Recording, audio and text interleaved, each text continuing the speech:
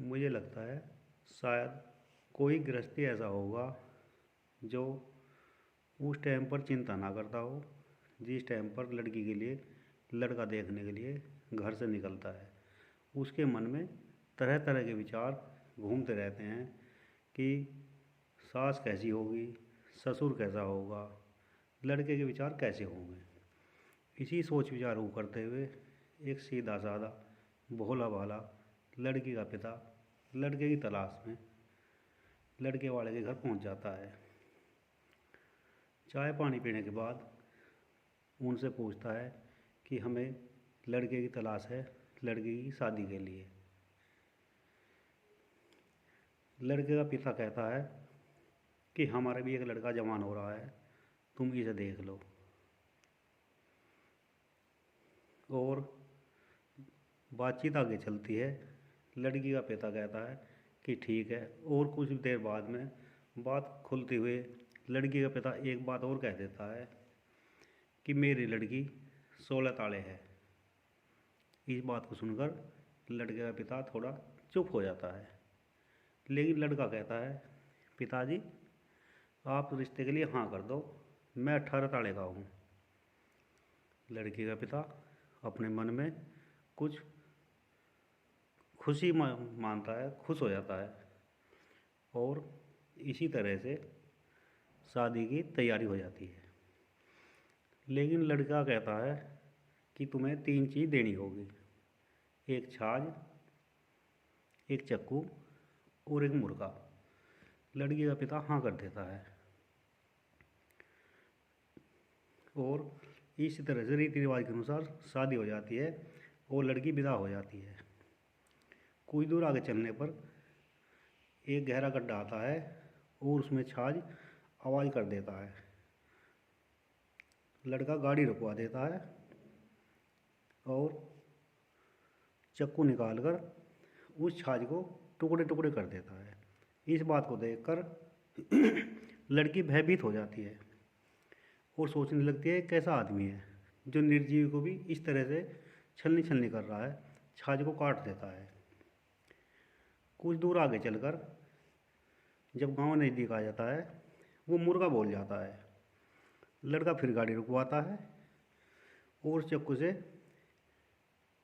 मुर्गे की गर्दन काटता है और उसे भी यही कहता है कि जब तुम्हें बोलने के लिए नहीं कहा गया था तो बोला कैसे। इस बात को सुनकर लड़की पूरे भय में बैठ जाती है और जब लड़के घर आता है तो गाड़ी में से नीचे नहीं उतरती। सभी कहते हैं, लेकिन लड़की आराम से कहती है कि पहले उनसे पूछ लो। लड़का कह देता है कि ठीक है उतर जाओ। लड़की उतर जाती है और 1-2 दिन बड़े शांति से कटते हैं। उधर लड़की का पिताजी बड़ी चिंता में अपनी लड़की से मिलने के लिए आता है कि मेरी लड़की तो बड़ी तेज तराक थी, पता नहीं क्या हुआ होगा। वहाँ जाने पर लड़की से जब वो राजी खुशी पूछता है, लड़की चुप रहती है। बोलने के लिए कहता है क्या हुआ तो बोलती नहीं है और कहती है कि पहले उनसे पूछ आओ। वो कह देता है तो लड़की बोलना शुरू कर देती है, राजी खुशी बता देती है। कुछ देर बाद आदमी कहता है कि बेटी घर कब चलोगी। इस बात पर भी वो चुप रहती है कि पहले उनसे पूछ लो। बाप बड़ा आश्चर्य में रहता है, ये क्या हो गया। और लड़का कह देता है कि ठीक है ले जाओ। इस बात को देखते हुए लड़की का पिता उस लड़के से अपने जमाई से हाथ जोड़कर कहता है कि तुम मेरे पे एक एहसान और कर दो। लड़का पूछता है बताओ जी क्या बात है पिताजी। आदमी कहता है कि जिस तरह तुमने मेरी लड़की को ज्ञान दिया, शिक्षा दिया, पता नहीं कैसे इतना सुधार किया है, तुम मेरे घर वाले को भी ऐसे ही कर दो। लड़का कहता है कि आप ऐसा करो 2 घड़े उठा लाओ, एक कच्चा घड़ा और एक पक्का घड़ा। लड़की का पिता 2 घड़े ले आता है कुम्हारों के यहाँ से और लड़के के पास रख देता है। लड़का कहता है कच्चे घड़े को कि इसका करवा बनाओ। वो आदमी उसका करवा बना देता है।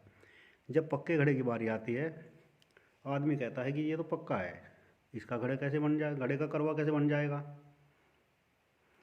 तब वो लड़का भी इसी तरह कहता है कि तुम्हारी लड़की कच्ची थी। वो समझाने से समझ में आ गई और बात मान गई, लेकिन तुम्हारी घरवाली इस पक्के करवे की ढाल पक्की हो गई है, उसे बदला नहीं जा सकता।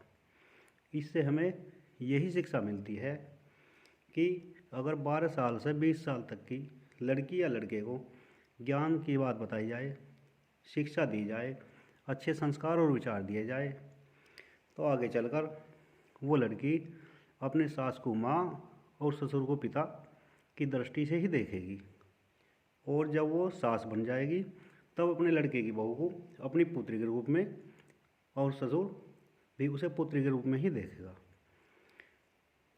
तो फिर इसका निष्कर्ष ये निकला कि जैसे बड़े बड़े सत्संग में बूढ़ी बुजुर्ग जाती हैं और वे वहाँ जाकर सत्संग सुनती है, लेकिन सत्संग में वे ही बात साधु बताते हैं कि आजकल की बहू इस तरह से तंग कर रही हैं, इस तरह से तंग कर रही है।